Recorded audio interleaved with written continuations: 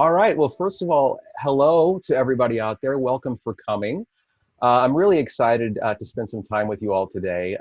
This is a topic around storytelling that's very near and dear to my heart, and so this is my favorite topic to discuss. And we're really going to get into the weeds today about developing your characters and how you find the heart of your story, because the heart of your story comes from your character. And if you don't understand your character, you can't understand the heart of your story. So hopefully by the end of today's talk, you all will have just some basic handles that you can grab onto so that you can go out and start to craft the internal journey of your stories. So typically when I give this lecture or lectures similar to it, whether I'm teaching here in LA or I'm giving lectures in other parts of the world, this is usually maybe part 3 or part 4 of a lecture series. And so usually I have some framework that I'm building on. So the students have sat through several lectures on story structure, basic story structure, 3-act structure, and so on and so forth. And then we take that information and we really expand on it in this session. But today we're just going to kind of launch into sort of the psychology of main characters. So before we do that, I thought it might be good to start with just a little bit of a foundation so that we all are sort of using the same terms and we're talking about the same things. My hope is at the end of this lecture, at the end of this talk, that some of you who maybe are trying to write a story, or you're trying to find a story, maybe you've got a story that you're writing that isn't working and you can't figure out why.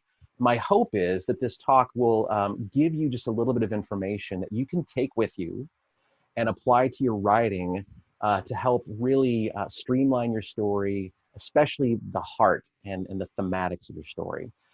So the topic of this conversation is character psychology, finding the heart of your story. And the reason that I chose that particular title is because stories with heart are the stories that we remember.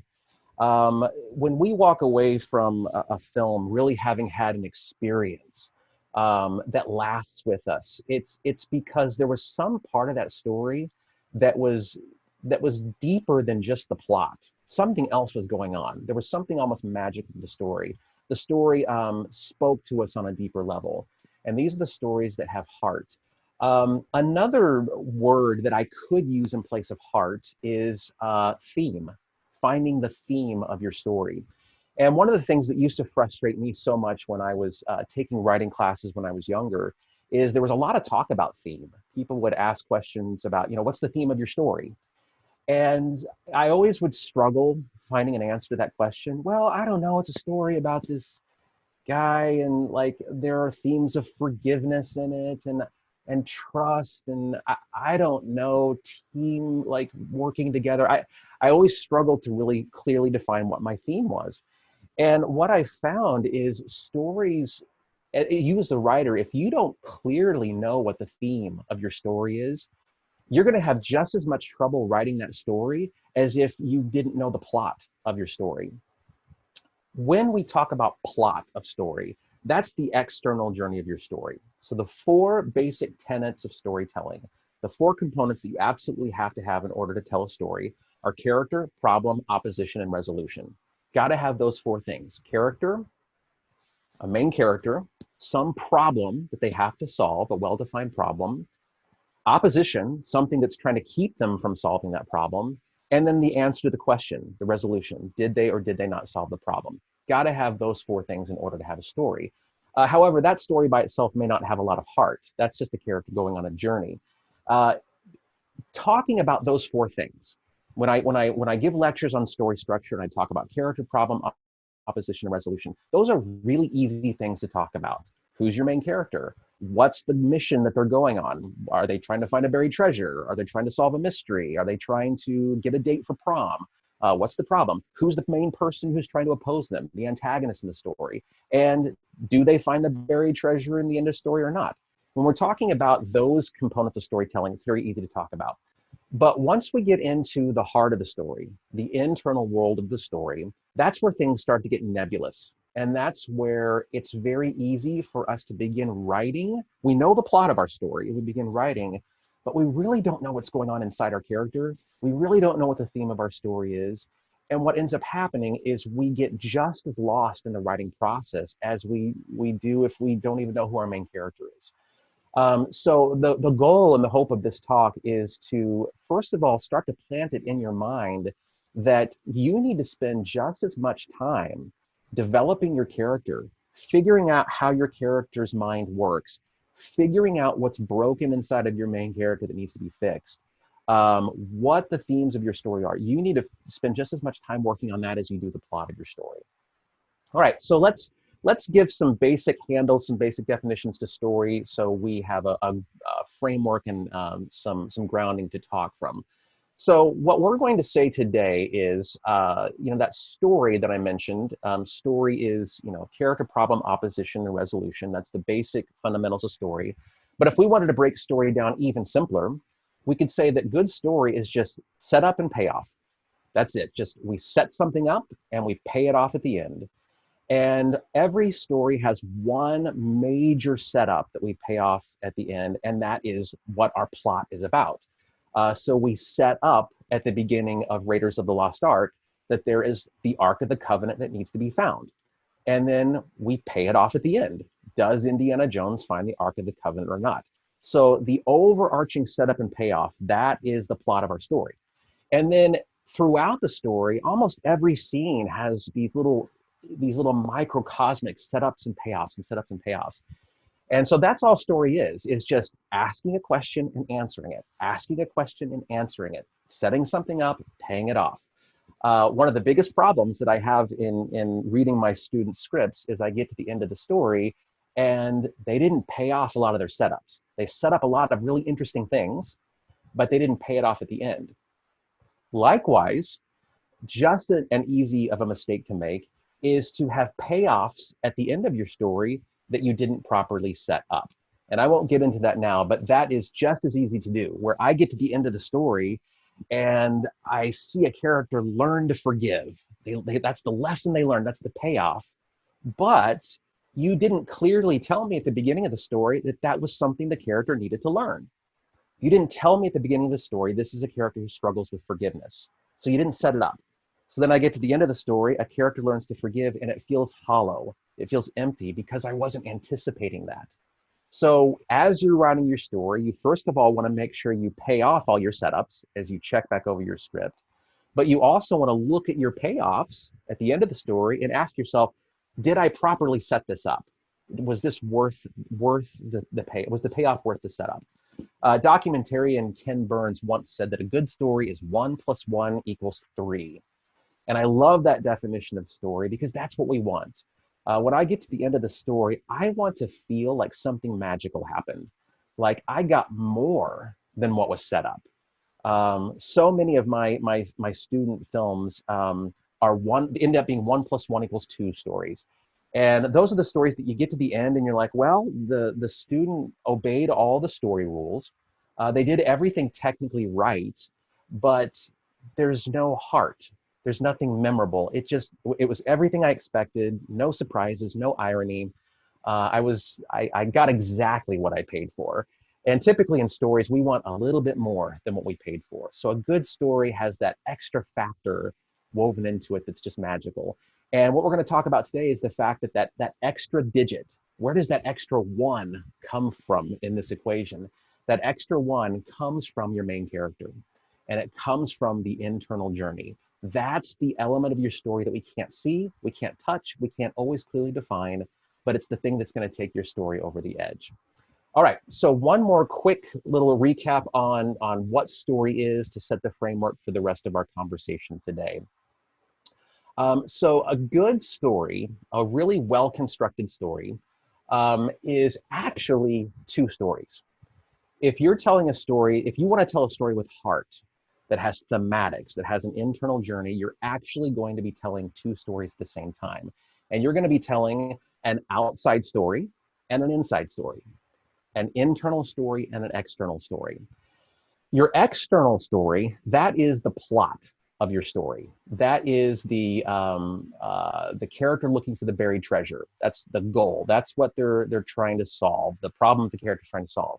The inside story, that's your character arc. That is the emotional journey that they're going on in the story, in the story journey. That's the part that you as the audience feel. And again, when we're talking about that external problem, it's very easy to plot that out. There's lots of books that have been written on story structure where you just need a main character, figure out what they want, put some opposition in the way, and then in the end, they either get what they want or they don't. Lots of books have been written on that. But how do you do that and at the same time tell a story about a character who's changing, who's growing, who is becoming a more alive person or a better person in some way, shape, or form, a more enlightened person? That's the part that we want to talk about today. That's the part that we want to get to. And that inside story, that internal problem that your character is trying to solve, that ultimately is going to be the theme of your story. So the theme comes from inside your character. It's directly related to the internal problem that your character needs to solve. I don't care what the plot of the story is, your internal problem is what determines the theme. So for example, if I'm telling a story about a woman who's looking for a buried treasure and she struggles with greed, then ultimately I'm telling a story about greed. That's the theme of my story. I'm not telling a story really. The theme of my story isn't about finding a buried treasure. That's the plot. The theme has to do with the internal problem that the character needs to solve. So whatever your character's struggling with internally, that's the theme of your story. All right, so let's talk a little bit about how we figure out what our internal problem of our main character is. How do we define that? And then how do we execute that in our story writing process? So in order to do that, we've got to know our character. Who is our main character? And so what we want to do before we begin writing our stories, we want to write a backstory. However, this is something, again, that was frustrating to me as a writing student and something that I saw my students struggle with as well.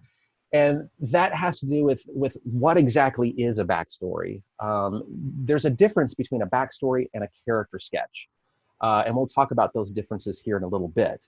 But before we dive into the differences between these two and why you really need to focus on a backstory, is the fact that you as a writer, you need to get your main character to a specific point in their psychological and moral development before you begin telling their story.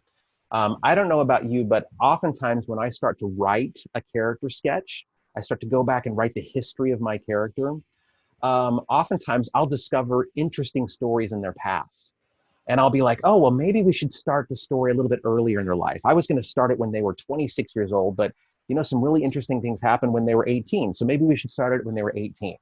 And then we kind of go back and do more backstory work or more character sketch work. And we're like, oh, but there's some cool things that happened in their childhood. Maybe we should start this story when they were 4 or 5. And the problem with that is you can't start a story just anywhere in a character's life. They have to be at a very specific point in their moral and psychological development before you can actually begin telling their story. So they have to be ready. So they have to be primed and prepped for the story journey. So that's a lot of what we're going to dive into the weeds on today is how do you prepare your character to go on a story journey? All right, so let's talk about the differences between a character sketch and backstory. So a character sketch is usually just a stream of consciousness exercise employed by writers. And it's an exercise that I give my students all the time. It's a very good thing to do, but it's usually where you start with a character. And what you're typically doing is you're just playing around with ideas. It's a place for experimentation. This is where you're writing lots of just biographical information about the character. And this can be, everything from what their home life was like, their socioeconomic status, their religion, everything from that down to their favorite flavor of ice cream. So this is just where we play and we try things and we come up with interesting characters. But if you stop there and then try to take that character and write a story with that character, you're going to get lost. Because just because you've put a bunch of things down on a piece of paper that make a character interesting does not necessarily mean that they're ready to go on a story journey. So we've got to define a few more things about that character first before we can actually send them off on a journey. And we do that through our backstory. So writing a backstory is also biographical information about your main character, but it's biographical information that is very pertinent and relevant to the story that you're about ready to write. So the things that you write in the backstory are things that are probably actually going to come up in conversation in the actual story that you're telling. And your backstory answers very, very specific questions about your main character. So a character sketch, great exercise for you to do as you're trying to figure out a character in your story. Have fun with your character sketch, play around, just write random things and just see what works and doesn't work. But then when you're ready to start writing your story, you need to do a detailed backstory and answer some specific questions about your main character. So let's talk about what those specific questions are. So your backstory, there are three major components to a backstory that you have to have answered before you begin telling your main story. And we're going to go through each one of these and break these down into some finer pieces.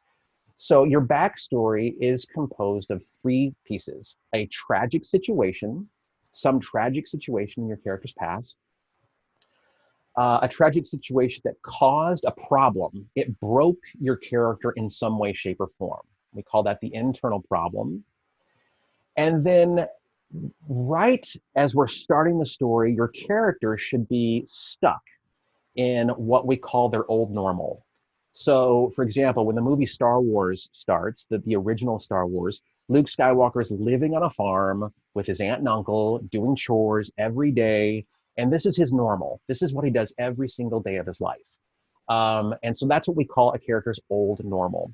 So before you start writing your story, you got to figure out, first of all, what's broken inside my main character? What's broken inside of them emotionally and psychologically that needs to be fixed? What caused that to happen? So what event happened, what tragic situation happened in their life that caused them to break in that way? And then what is this old normal that they're stuck in? So they got this tragic situation, it caused a problem, they're just stuck in sort of like a spinning wheel of life that they can't get out of. So your character has to be at that point before you start writing your story. So let's break these three things down and talk about each one. So the tragic situation is what I call the thematic explosive event. And it's a very specific moment in your character's past that broke them in some way, shape, or form.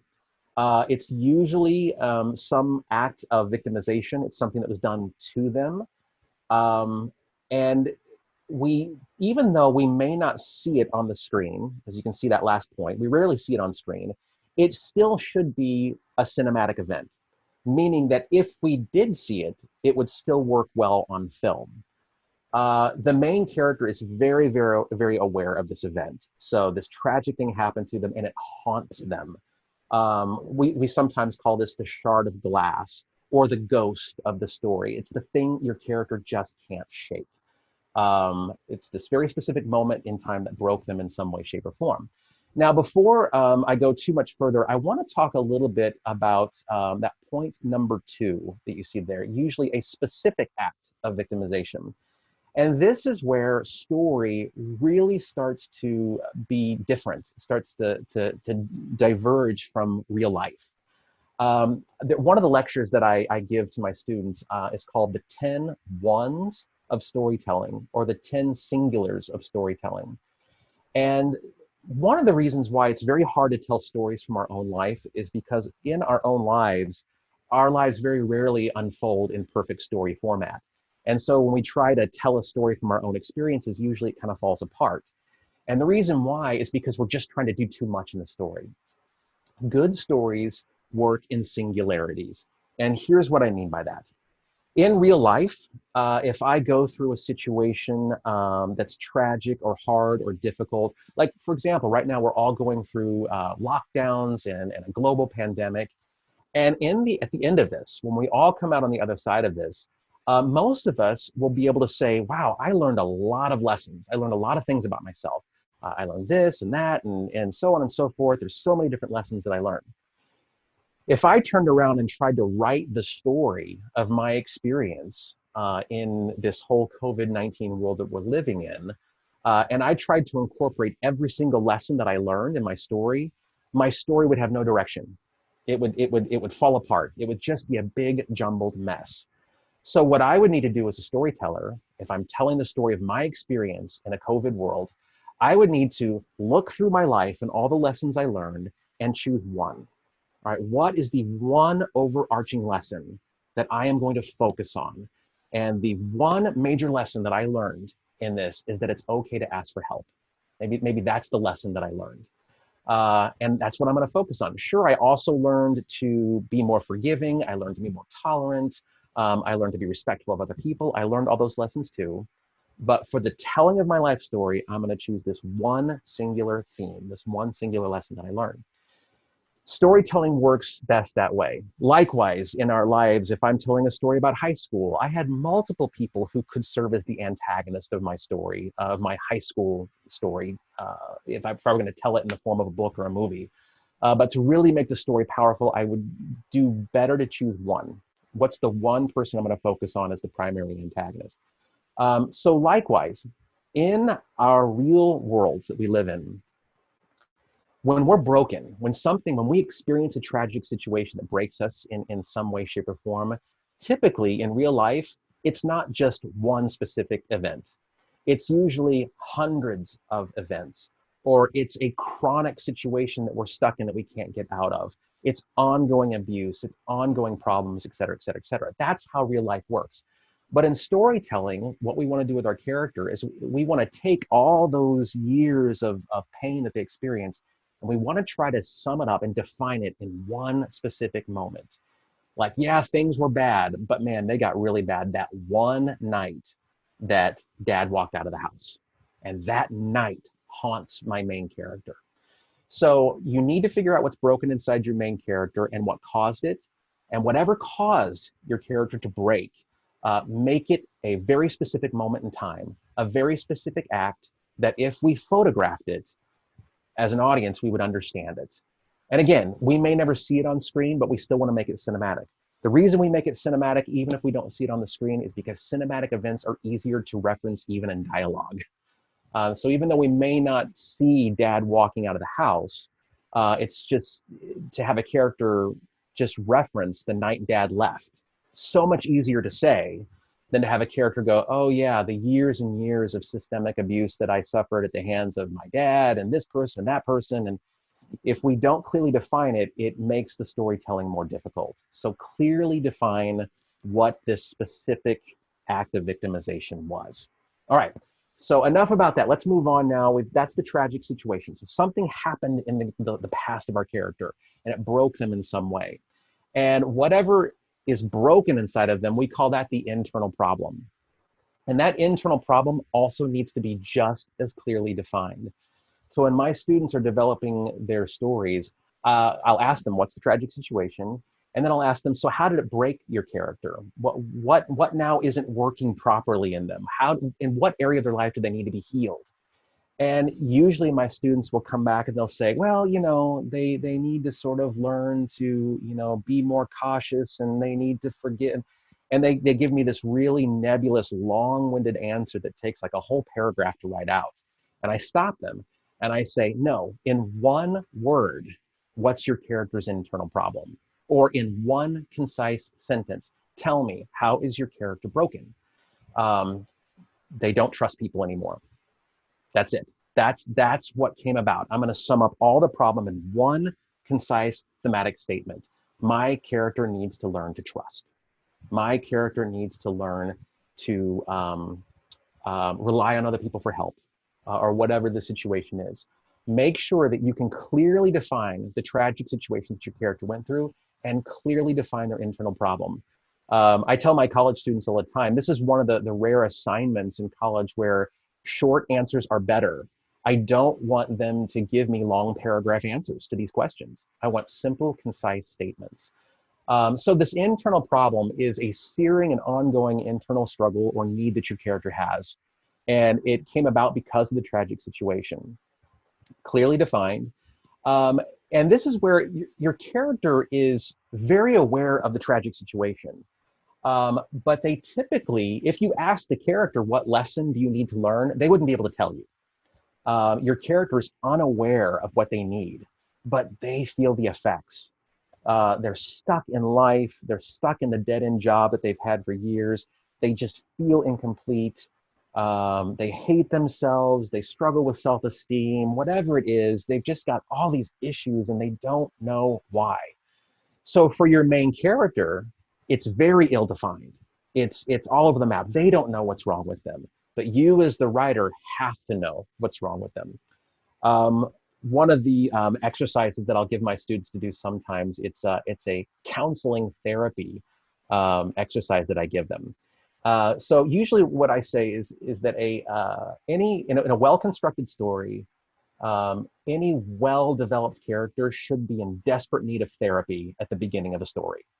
That's where you want your character to start. They are struggling with something, they don't know what it is, and they need help, but they just don't know they need help. That's where your character starts at the beginning of the story.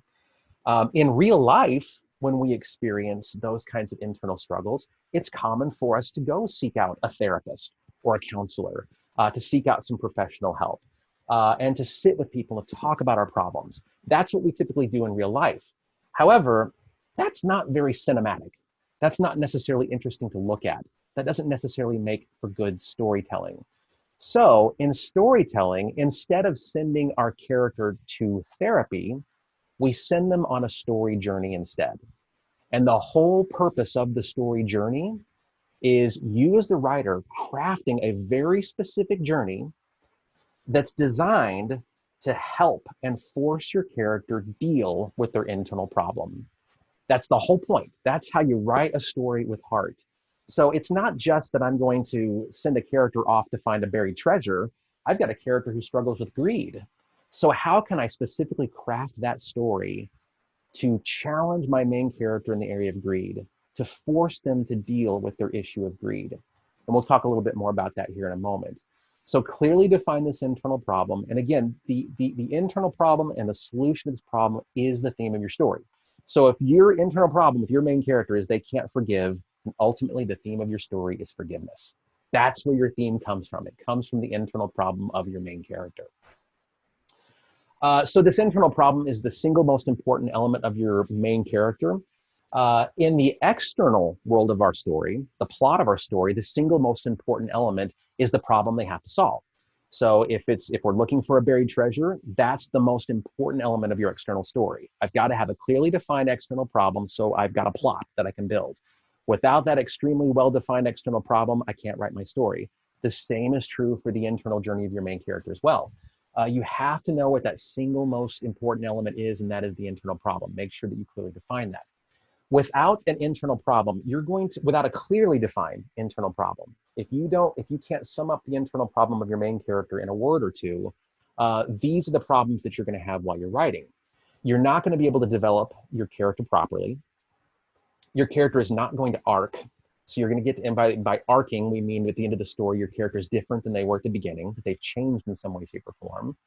So if you don't know what's broken inside your main character, you don't know in what very specific internal area of their life they need to heal in, how can you possibly know if they've changed? So if you don't know it, you won't be able to arc your character. If you don't know the theme of your story, if you don't know the internal problem that you're trying to solve, or the area that you're trying to heal your main character in, your second act is just going to meander all over the place. Even if you have a clearly defined plot, you know the character has to find the treasure. You know Indiana Jones has to find the Ark of the Covenant. If you don't know what's internally happening with the main character, your story is eventually going to fall apart and you will not find your ending.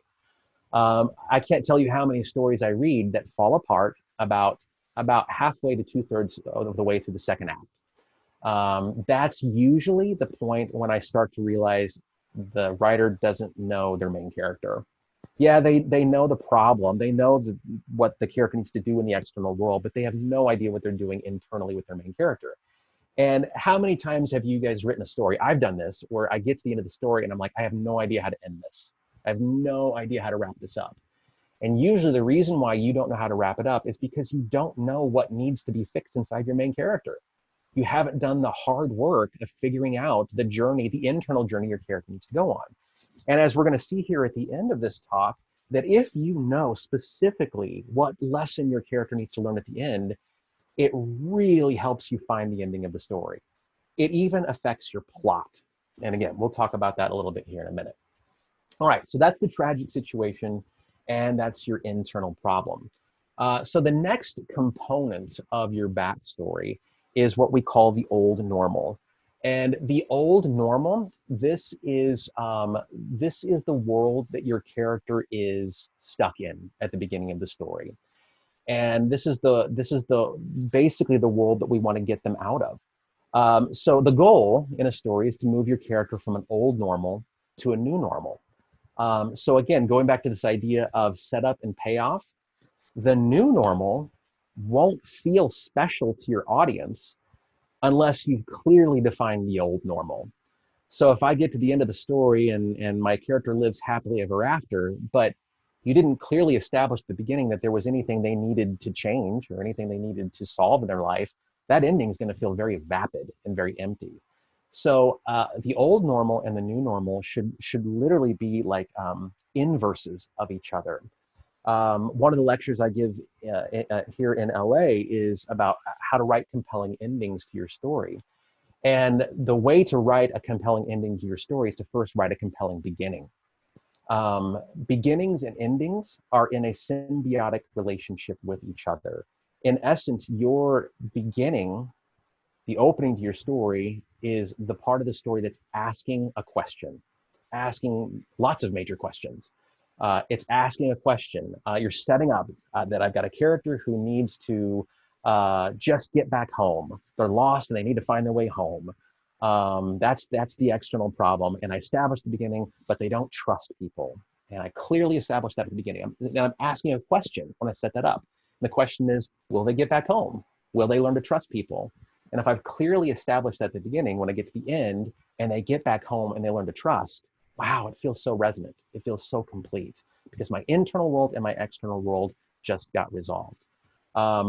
Beginnings and endings should be like verb tenses in a sentence. They should agree with each other. I sometimes have students who will say, Jeremy, I'm really good at writing beginnings, but I suck at writing endings. And what I usually tell them when they say that to me is I jokingly, push back and say, well, I would argue that if you think you're good at writing beginnings but bad at writing endings, you actually are bad at writing beginnings too, because the two are siblings. They're related to each other. They go hand in hand with each other. Anybody can set stuff up in a story. As much as I loved the show Lost, that was one of my big beefs with that story, with that whole series, is the first season of that story was just set up, set up, set up, set up. It was just asking lots of questions and setting up mysteries that needed to be solved. And it was so exciting and it was so intriguing. With your first act, you can put anything on the screen you want, anything on the page, and people will accept it because they just assume that you as the writer know what you're doing. They assume that you're going somewhere with this. And so you can throw characters on an island with polar bears and smoke monsters and secret codes, and I will buy every bit of it because that's just cool and I can't wait to see what you do with it. But typically what happens is we get about 2/3 of the way through the story and we're like, oh, yeah, we don't really have a plan here. And so just because you can set stuff up doesn't necessarily mean that you can write good beginnings. Your beginnings and your endings should be in agreement with each other. All right, so let's go back to this old normal. And this is the world that your character lives in at the beginning of your story. So your old normal is composed of 3 separate parts. And I call these parts, they're cards. And those are the cards they've been dealt in life. The medication. Most of our characters at the beginning of a story, because they're suffering from an internal problem that they can't define, they're usually medicating in some way, shape, or form. And then a lie. There's usually some lie that your character believes about himself or herself at the beginning of the story. Sometimes multiple lies, sometimes those lies can shift and they can adopt new lies as the story goes on. But your character believes things about himself or herself that aren't true. So let's look at these 3 components of the old normal: the cards, the medication, and the lie. So the cards that your character they've been dealt in life. These are the unchangeable status quos that your character had really no say in life. This is the world that they were born into. So things like family of origin, we don't get to pick our family. We don't get to pick the time period we're born in or the government we're born into. Oftentimes, for a large portion of our life, we don't get to choose our socioeconomic status. That's something that's just handed to us. Our sexual orientation, we have no say in that. These are things that are just a part of our lives that we can't really change. These are the elements of story that oftentimes we write about in the character sketch. Remember that thing we talked about at the beginning, sort of that stream of consciousness writing when we're just exploring and painting different things about our character.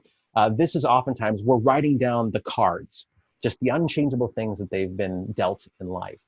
Um, Even though we don't want to stop with the cards, I do want to offer this. This is an interesting test that you can do as you're writing your story. When we write stories with heart, we want those stories to be driven by the character. We don't really want them to be fully driven by just the plot.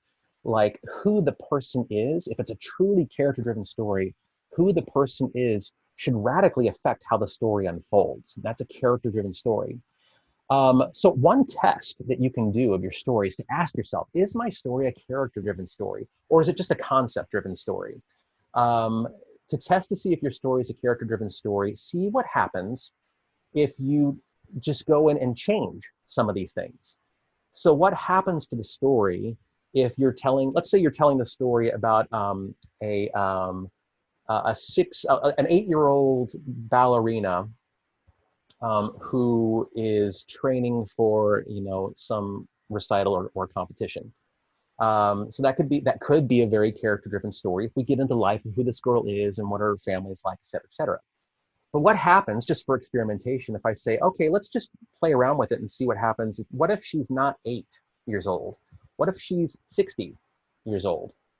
And what if she is born in a low socioeconomic status and doesn't have the resources that other people have? So we've got a 60-year-old ballerina with no money whose life dream is to dance in a recital. That's a very different story than the story of an 8-year-old ballerina. And so the hope is, just as a test, and this is just how you test to see if your story is character driven. The hope is that if you change these things, your story should radically change. When I see the movie Transformers, for example, the old movie with Shia LaBeouf, the first one, I didn't go watch that movie to see Shia LaBeouf go on a deep character, journey. I didn't really care at the end of that story if he was different than he was at the beginning of the story. I went to see that movie to watch cars transform into robots and fight each other. So that's a very concept-driven story. It doesn't hinge on who the character is.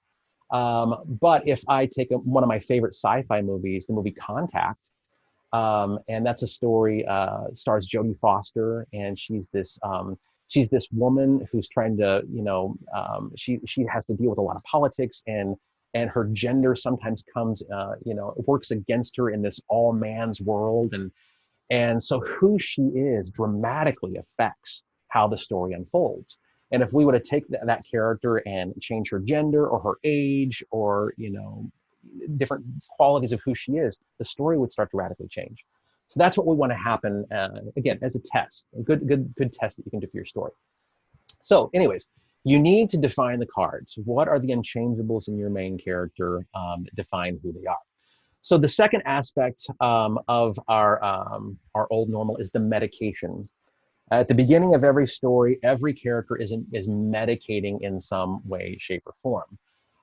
And this medication, that's a very strong word. It's usually when we think of medicating our problems, we think of things like drugs and alcohol. However, oftentimes the medication that our characters are engaging in at the beginning sometimes seem benign on the surface. So for example, we can medicate with family and friends and all different sorts of things.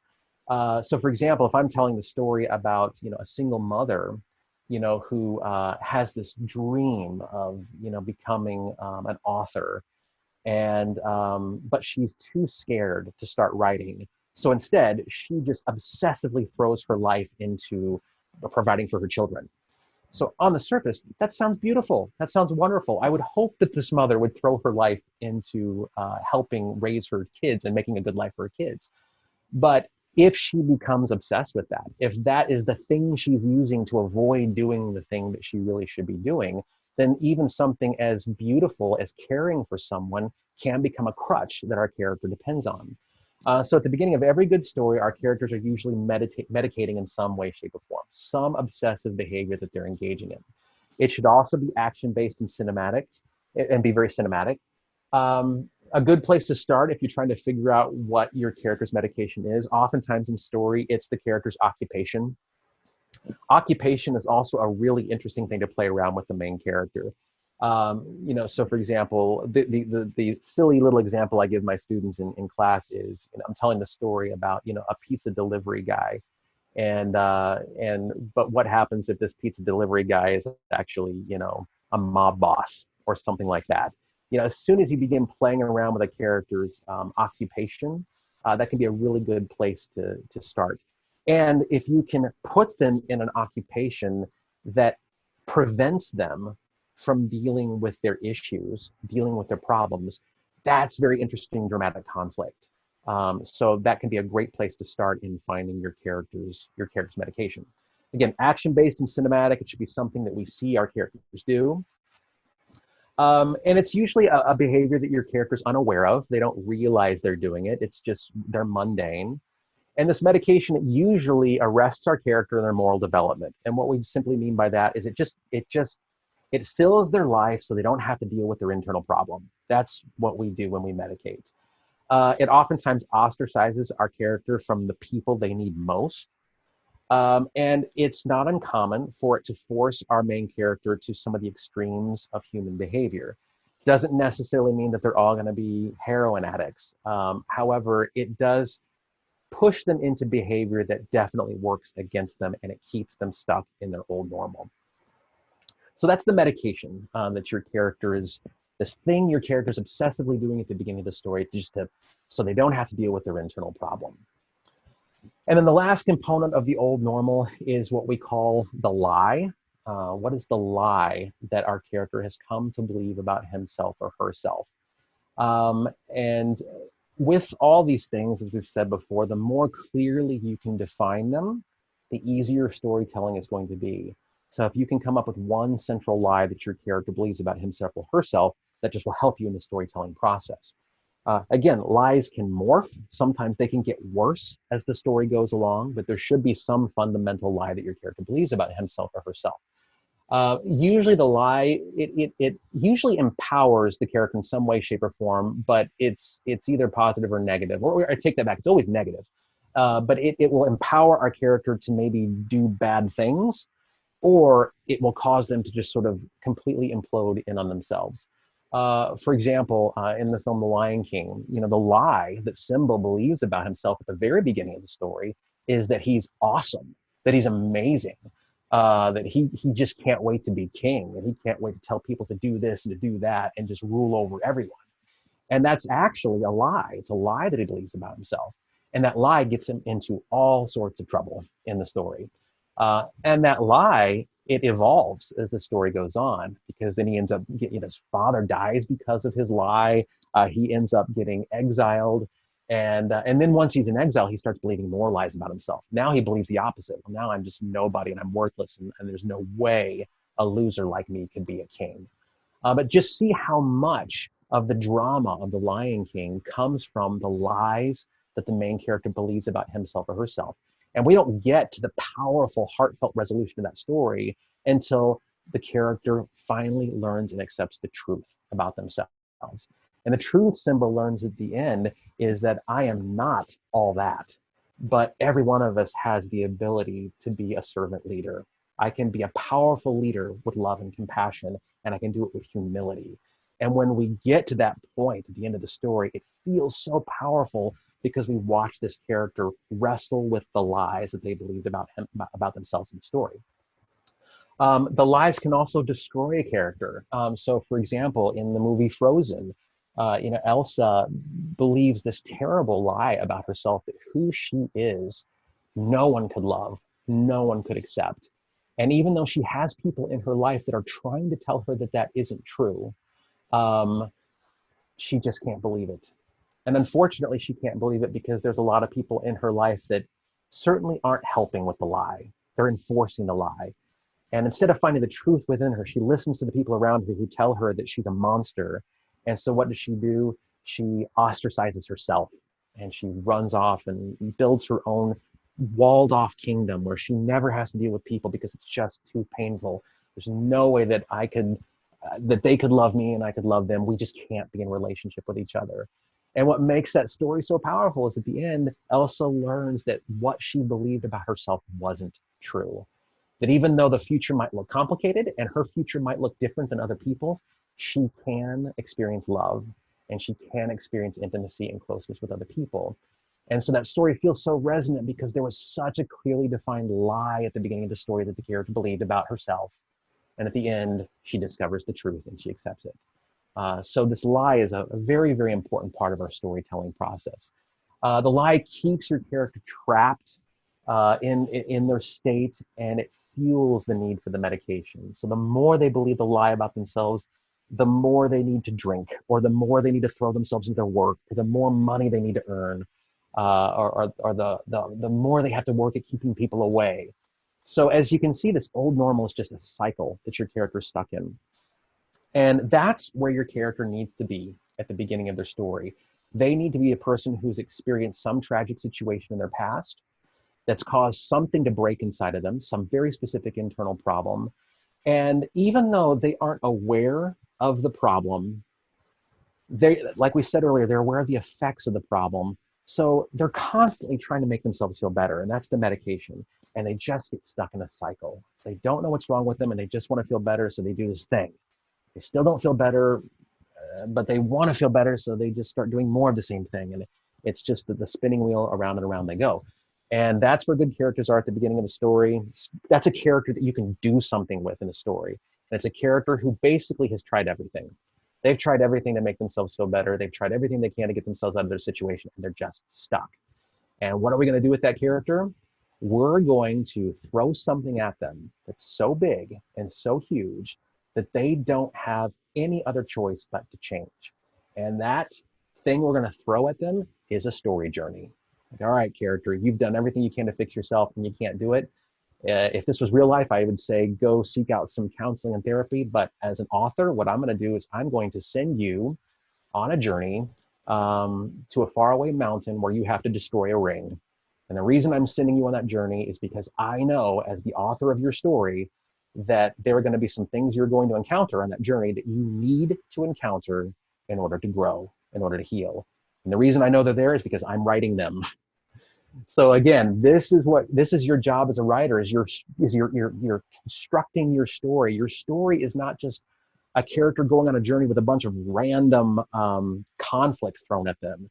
No, the conflict that you are throwing at your character has been specifically designed to force them to deal with the ghost that's inside of them, to deal with the thing that's broken inside of them. And if you can somehow make that related to the plot of the story, wow, you've got something really magical happening. So these are the elements that you need to figure out about your main character before you even begin writing your story. And if you can do this hard work and do the heavy lifting and know your character this well, you're gonna have a much, much easier time and a much more exciting and fulfilling time writing your story. So when we're writing our story, our old normal, the old normal that our character is stuck in, that is the incorrect answer to their problem. So whatever's broken inside of them, they're dealing with it incorrectly. That's the old normal. The new normal they move into, that's the correct answer. So we've overcome our medication. We don't need to medicate anymore. We've accepted, we've learned truths about ourselves that we're willing to accept. We believe in ourselves.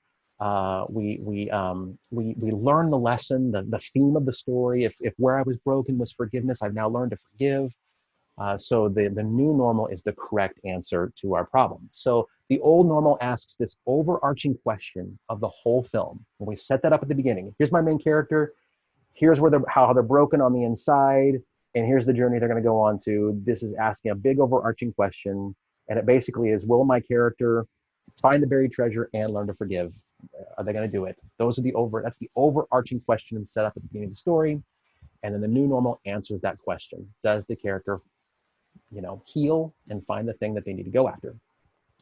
Those are the elements. That's what you need to know when you're writing your backstory. Putting those elements together, having those basic questions answered. So one thing that I want to just demonstrate for you all really quickly, just a few more things I want to go over, and then we'll start opening up for questions. But I want to talk, I've been using this example of a character searching for a buried treasure. And so I want to use that as just a little bit of an example of how the theme of your story, and again, remember, the theme is the lesson your character needs to learn on the inside. So however they're broken, that is the theme of your story. Your theme not only can affect the plot of your story, and the plot being the overarching goal, the search for the buried treasure, not only can it affect that journey, it should affect that journey. And if you can figure out the theme of your story, what's broken inside your main character, and if you can clearly define that and know that, what you're going to discover is writing the plot of your story also becomes easier. So let's look at an example. We got a story about a woman who's searching for a buried treasure. If we were going to make a just straight up genre movie, and by genre movie, what I mean by that is just a story that sticks to one solid genre. Almost every single film that you see in Hollywood is a combination of multiple genres. And usually what it is some real specific genre like horror or comedy or whatever combined with drama. So everything that you see in Hollywood is a drama hybrid. Drama is a component of the story structure, and then it's mixed with sci-fi, it's mixed with horror, it's mixed with other things. Sometimes 3 or 4 genres are mixed together. More genres you mix together, the harder it is to write. But just a pure genre film is a film that says, all right, we are going to tell a horror story, or we're going to tell an action adventure story, and we're not going to mix any other genres in it. No drama, no nothing. Without drama, that really means we're not going to have a character go on an internal journey. It's just literally a character needs to find the buried treasure, and that's it. So a genre film, it's very straightforward. A lot of the old B movies from like the 1950s and 60s are a great example of genre movies. You know, when you watch those movies, it doesn't matter who the characters are. It's just, there's just a guy and a girl, and they usually fall in love, you know, and there's a big monster terrorizing a town. We don't care what their lives are like. We don't care if they grow or change. All we care about is, did they defeat the monster? And those films are fun. Those are great films. So when we're telling genre films, it's a pretty clear straight line. You just set up that there's a problem the character needs to solve, and either they solve it or they don't. So let's take that basic idea of a genre film, a woman looking for a buried treasure, and let's just add in an internal problem to that storyline. So let's say that we got 2 different versions of the story we could tell. We could tell a story about a woman looking for a buried treasure who struggles with greed, or we could tell a story about a woman looking for a buried treasure who struggles with trust. Just by adding that one internal component to the story, that already as a writer gets my wheels turning, and it gets me thinking about, well, the plot of those 2 films should look very different. This isn't just looking for a buried treasure. This is the story about a woman looking for a buried treasure who struggles with greed, and another version of the story could be a woman looking for a buried treasure struggling with trust. And here's the great thing about knowing the theme. Just knowing this little bit of information here, I already, without even knowing who the character is, I start to get a sense of what the endings of these stories should be. So if I'm telling the story about a woman who's searching for a buried treasure who struggles with greed, and I know that I want this story to end positively, well, there's really only a few honest endings that I can have with that particular story. If this is a story about a person looking for a buried treasure who struggles with greed, well, then in the end, they probably either should not find the treasure and be okay with it because they've learned there's more to life, or they find the treasure and they give it away. If I want to tell a positive story about a person looking for buried treasure who struggles with greed, there's really only a few ways that I can end that honestly. However, if I'm telling a story about a woman looking for a buried treasure who struggles with trusting people, that story could end with the woman finding the buried treasure, buying the mansion of her dreams, living the rich, opulent life. Like finding the buried treasure, that's fine. But did she learn to trust people? She had to trust people in order to get the treasure. So that story can end very honestly with the character finding the treasure and living happily ever after. So again, once you start to know what the theme of your story is, what area your character's broken inside, it actually really starts to affect how you unfold the second act of your story. One of the biggest mistakes I see in the scripts that I read are, just like I said earlier, stories about character who are, they're just facing random conflict. It's like there's no rhyme or reason or sense of purpose between the conflict that's being put in front of them. So if I'm telling the story about the woman who struggles with greed looking for a buried treasure, every conflict she faces should be challenging her in the area of greed. Everything should be a temptation. Everything should cause her to want more and get her eye off the ball, and she's constantly struggling with greed. That's the kind of conflict that I'm going to put in front of her. But with trust, I'm going to put radically different conflict in the face of that main character. Also, the antagonists are going to look different in those stories too. So the antagonist should be a person who's attacking your character in their greatest area of weakness. So the antagonists in those stories are going to look really differently too. All right. So just a few more things, and then we're gonna wrap up here. I want to talk about a few questions that you can ask of your characters as you're developing your characters. Just gonna check the time here. Okay, we still got time. All right. So I want to talk a little bit about prepping your character for the story journey. And there are 3 questions that you need to ask of your main character and be able to answer. And really, you need to be able to ask these questions of every character in your story. At least the first 2 of these 3 questions you should ask all the characters in your story. And again, this is all about just helping getting to the heart of your story. So the first 2 questions that you need to answer about your main character is, number 1, what is your main character's worldview? And by worldview in the terms of story, what we're talking about is, what is your main character's opinion of the theme of the film? Now, this is where this question gets a little tricky, because remember, the theme comes from what's broken inside your main character. All right. So to answer this question, you first of all have to figure out what's the theme of your story. So again, if my character is broken and fundamentally in the area of forgiveness, that's the theme of my story. All right. So now I ask myself, what is my character's opinion about forgiveness? What do they feel about just the topic of forgiveness? And I need to answer that question. Do they think forgiveness is something you earn? Forgiveness is something that's developed over time with trust, or forgiveness is something that's just given, graciously without any thought? What specifically does my character think about the theme of the story? And then the next question you need to ask about all the characters in your story, but specifically the main character, is, how do these characters go about solving problems?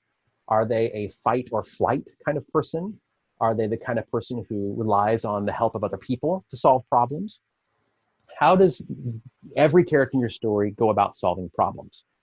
And then the third question, this is one question that you really only have to ask of your main character. You can ask this of other characters, but it's very crucial that we answer this question for our main character.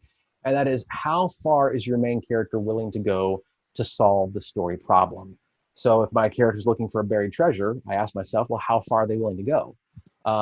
And it might be that my character, as far as they're willing to go, is to follow the treasure map, never go off the treasure map, and ask experts for help.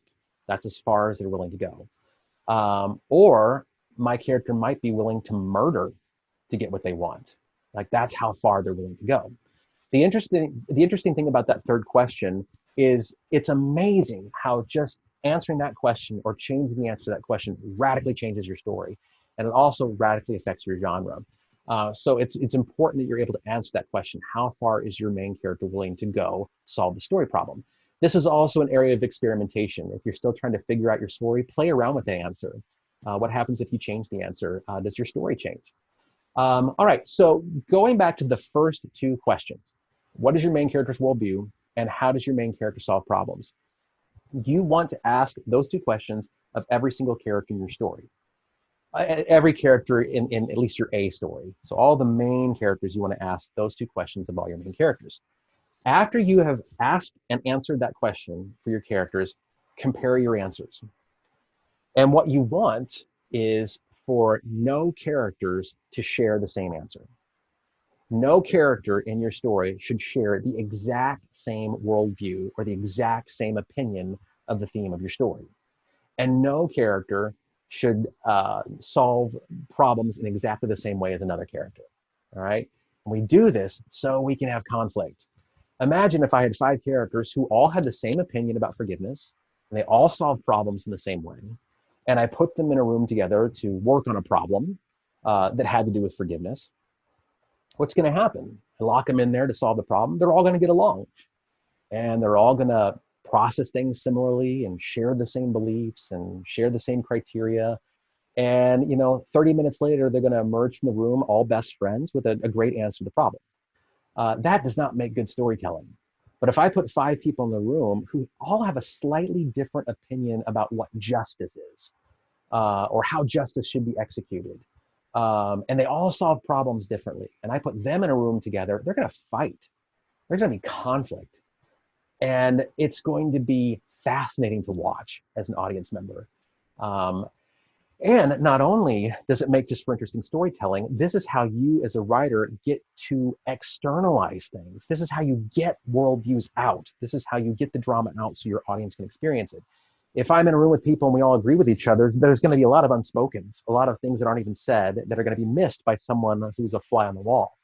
But if my characters all disagree, they're going to have to fight, and they're going to have words with each other, and there's going to be altercations. And these altercations it's going to be the thing that reveals the moral arguments of your story to the audience. So this is just a really great thing to help you externalize the internal journey of your main character. Put people in their lives who don't agree with them, and then they have to talk things out, have to fight things out.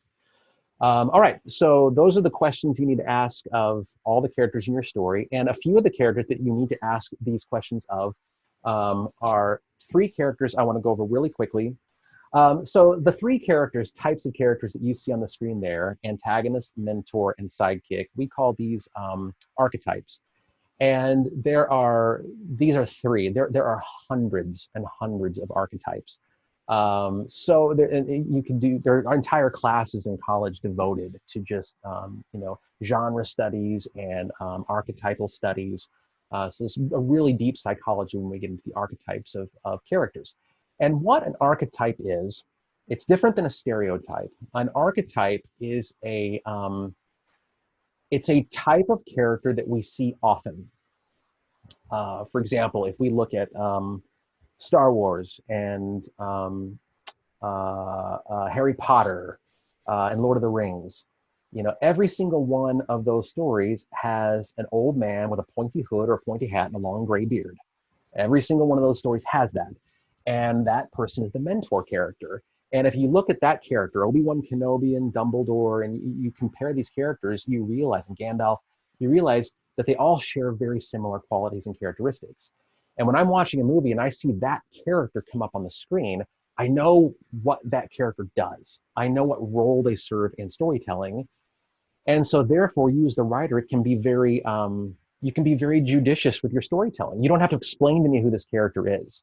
I just know right off the bat, oh yeah, this is the character that serves this kind of role in a story. And I expect that person with the gray beard and the pointy hat to be the person who gives wisdom to the main character. And they're the person who's going to bring a lot of knowledge and inspiration. So I just know that about the character. So the reason I chose these 3 archetypes to put up on the screen is because most of the stories that I help my students write are short stories, short films. And of all the character archetypes, there are 4 archetypes that we just constantly keep coming back to. Like you just almost have to have these 4 archetypes in your story. And the first archetype is your main character, the protagonist, who's not listed here, but you need that character. And then you really need an antagonist, someone who's working against the main character, a mentor, and a sidekick. Let's talk real briefly about who these characters are. And the reason we're talking about these particular characters is because these 3 characters that you see on the screen right here, are incredible tools for you as a writer to help us uncover what your character's internal problem is, to get to the heart of your story, to get the theme out so your characters and your audience can experience it. So your antagonist, of course, is the bad guy in the story, and they are a character that proactively opposes the main character. They typically want the same thing as the main character. Sometimes when I ask people to define an antagonist to me, they're like, oh, it's the person who wants the exact opposite of the main character. And that's not true. A good antagonist wants the exact same thing. This is why sports stories work so well. You've got 2 teams who both want the same trophy. Only one person can win. Romantic comedy is the same way. You've got, 2 girls vying for the affection of one guy. Only one of them is going to win in the end, or maybe neither one. But we can't have 2 winners. We can either have no winners or 1 winner. So great stories are when the bad guy wants the same thing your main character and is willing to fight for it. And in fantasy genre, usually the antagonist is the character who has gone on their own story journey and they just failed. So they've done a lot. They went on a journey to learn a lesson and they just didn't. They didn't learn it. So this antagonist is a great character to help, poke and prod your main character in their area of weakness. So it's a very valuable tool. They're not just a person of conflict. They're a person who's truly challenging your main character. You as the author have written and constructed that character specifically to challenge your character in their area of greatest weakness. So that's the first archetype that's really important to have in your story. The second one is the mentor character. And this is the character who, it's the only character in the story who it feels like they've already seen the movie. They know how the movie's going to end. They are a character who went on their own story journey and succeeded. So they're kind of the antithesis of the antagonist.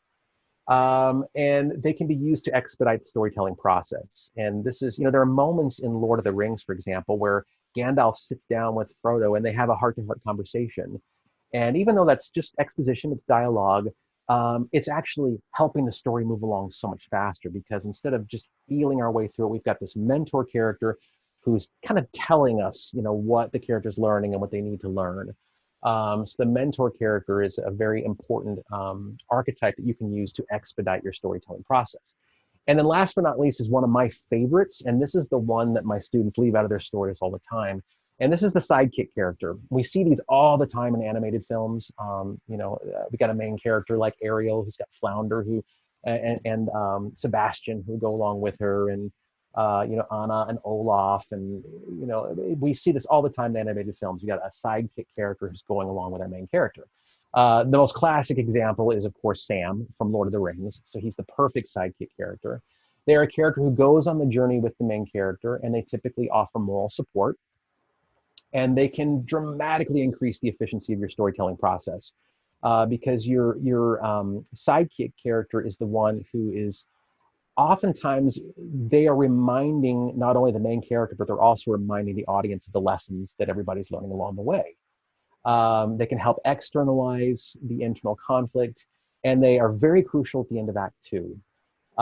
So one thing that a lot of people don't realize is that your main character usually learns their lesson. They actually realize what's broken inside of them and what they need to fix. They actually learn that at the end of Act 2. They don't learn it in Act 3. They learn at the end of Act 2. And then Act 3 is the test. Okay, you learned your lesson. Now let's go into Act 3 to see if you actually did. We're going to put it to the test. But usually at the end of Act 2, it's oftentimes a secondary character who comes alongside the main character and reminds them of all the lessons they've learned. How to Train Your Dragon is a great example of that, where Hiccup is at the end, he's just done, and his friends come along and they literally are like, hey, wait a second, we've gone on this journey with you. Let me remind you of all the lessons you've learned. And then Hiccup suddenly realizes, oh, I have learned those lessons. I can defeat the enemy. We can do this. And so these sidekick characters are really crucial at the end of Act 2 to help remind the audience and the main character of the lessons that have been learned. All right. So taking these different archetypes, I just want to look at this one example really quickly. This is something that oftentimes my students will struggle with when I ask them, who's the antagonist? Who's the main antagonist in your story? I can't tell you how many times my students will come back and they'll say, well, my main character is kind of their own antagonist. So they're kind of their own worst enemy. And once again, in real life, oftentimes we are our own worst enemy, but that doesn't work well with story. Now, man versus self is a legitimate form of literary conflict. But telling those kinds of stories is very difficult. And almost always, even in a man versus self story, there is some external force that's representing something bigger that the main character has to deal with. Whether it's, man versus self might be man by himself, but stuck in nature, stranded on an island. And so the island starts to become metaphoric for things that are going on inside the main character. So very rarely does it work well for a story just to be about a character who, just sits alone on a couch all day, brooding, being their own worst enemy. That's not cinematic. So here's a way to look at storytelling. And this was really eye-opening to me. What you want to do as a writer is, if your temptation is to say my main character is his or her own antagonist, what I would say is, whatever part of them, whatever voice inside of their head is arguing against them and telling them that they're no good, just take that voice and make it an external character. And now suddenly it's so much more fascinating and it's so much more interesting. So if we take this idea of self, of me, all of us, we have so many different voices inside of our heads. We are complicated creatures. We are not one solely focused individual. I have voices in my head that tell me I'm no good, but I also have voices in my head that are cautious voices that tell me to think before I act, to act with wisdom and discernment. And then I also have voices in my head that are like, Jeremy, I believe you can do this. I believe I have encouraging voices in my head. So I've got all these voices inside of me that are warring and conflicting with me. And that's what makes all of us interesting characters. What we want to do in the story is we want to take every single one of those different voices in our head and make them characters in our story. So that voice inside of my head that says I'm no good, I'm going to take that voice and I'm going to make it a character in my story, and he's going to wear a black cape and he's got evil magic powers and he's trying to kill me. And the part of my brain that's always encouraging me and telling me that I should act with wisdom, I'm going to take that character, I'm going to take that voice in my head, and I'm going to put a pointy hat and a gray beard on that character, and I'm going to make that character the mentor. Or that's going to be the grandma in my story who's imparting wisdom to me and always telling me to be cautious and looking out for my best interest. And that part of myself that tells me that, hey, I can do it, and the encouraging part of me, I'm going to take that part and make it a sidekick in my story.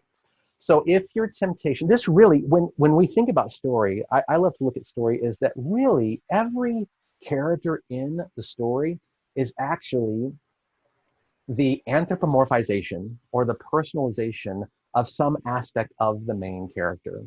So really all the characters are representations of the voices and the arguments that your character has inside your head. And now that we've made them characters, the story's interesting now. It's fascinating. It's not just a character sitting on a couch arguing with herself. Now it's a character who has to go on a journey and fight these people in the real physical cinematic world. But these different characters are representational of who that character is. These are hopefully some things that you can take with you and apply to your writing. I'm not going to go over these, but these are the 6 crucial story questions that I have my students answer as they're developing their stories. I get so encouraged to experience writers when they are empowered. When a student comes to me and says, "Oh, that story that I never thought I'd be able to figure out, I think I'm starting to figure it out now," that gives me so much encouragement and so much hope as an instructor. I love writing. I love storytelling, but I think I love watching other people get excited and feel empowered about storytelling just as much as I love storytelling myself. So hopefully there may be a point or two you could take from this talk, apply to your writing, find the heart of your story. The main thing, I could sum this whole talk up in just saying the theme of your story comes from whatever's broken inside your main character. And you as the writer, it's your job to send your character on a story journey that's designed to make them deal with that problem. That's how you find the heart of your story. Bye, everyone.